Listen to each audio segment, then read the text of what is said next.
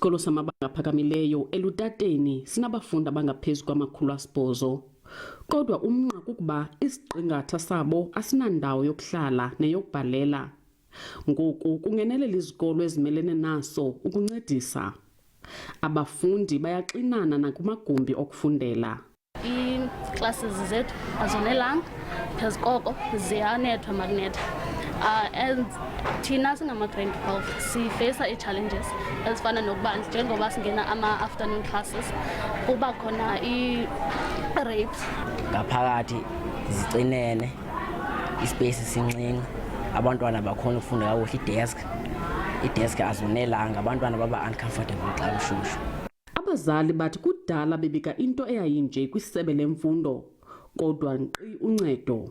Ufundi khona apha, izidingo ezingekho, urhulumente akasincede, akasakhela isikolo ngendlela efanele, nathi sifane nezinye high school. Isebe lemfundo lithi liza kuyilungisa le nyewe. Njengoba kunye nawe nje sigqibezela ukuthenga iidesika nezitulo zabantwana basesinaleni.